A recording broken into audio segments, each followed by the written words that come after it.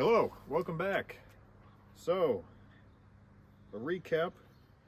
We are reading from the book of John, a chapter a day, every day. I'm reading out of the New King James. Yesterday we finished John 1, now we're on to John 2. John 2, water turned to wine.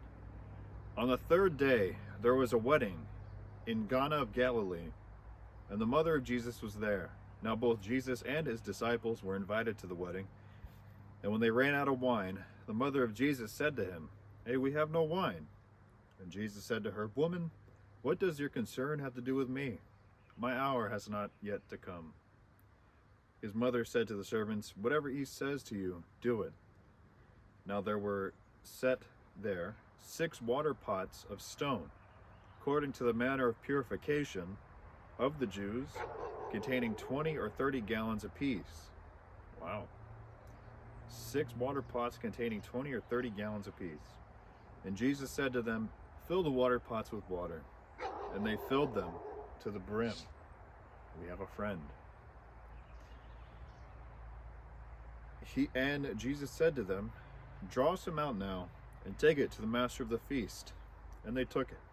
When the master of the feast had tasted the water that was made wine, and did not know where it came from, but the servants who had drawn the water knew, the master of the feast called the bridegroom, and he said to him, "Every man at the beginning sets out the good wine, and when the guests have well drunk, then the inferior. You have kept the good wine until now." This is the beginning of signs Jesus did in Cana of Galilee, and manifested his glory, and his disciples believed in him. After this he went down to Capernaum, he, his mother, his brothers, and his disciples, and they did not stay there many days. Moving to verse 13, Jesus cleanses the temple. Now the Passover of the Jews was at hand, and Jesus went up to Jerusalem. And he found in the temple those who sold oxen and sheep and doves, and the money changers doing business. And when he had made a whip of cords, he drove them out of the temple with the sheep and oxen, and poured out the changers' money, and overturned the tables. And he said to those who sold doves, "Take these things away. Do not make my Father's house a house of merchandise," or a den of thieves, as the King James would say. And his disciples remember that it is written, "Zeal for your house has eaten me up." So the Jews answered and said to him, "What signs do you show us, since you do these things?" And Jesus answered and said to them, "Destroy this temple, and in 3 days I will raise it up." Then the Jews said, "It has taken 46 years to build this temple. How will you raise it up in 3 days?" But he was speaking of the temple of his body. Therefore, when he had risen from the dead, his disciples remembered that he had said this to them, and they believed the scripture and the word which Jesus had said. Verse 23, the discerner of hearts. Now, when he was in Jerusalem at the Passover, during the feast, many had believed his name when they saw the signs which he did.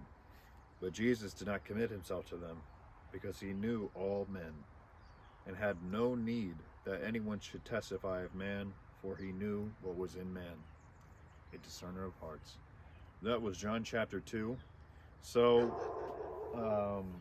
I was watching a video. Oh, I have a friend. The German Shepherd over there, saying hi. I was watching a video, and it was discussing Jesus driving out the merchandisers with the whip more thoroughly. And it was saying that in the temple there were different kind of sanctums or sanctuaries. In the outside courts is where the merchandisers were stood up. In the outside courts is where the Gentiles would go to worship God in the temple in Jerusalem. So these merchandisers were setting up shops and selling goods to the Gentiles for their worship, which is not needed whatsoever. So Jesus drove them out to protect the Gentiles from being scammed.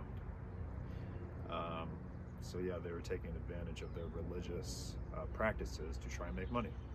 But anyways, that was John chapter 2. Tomorrow will be John chapter 3. And until then, we'll see you.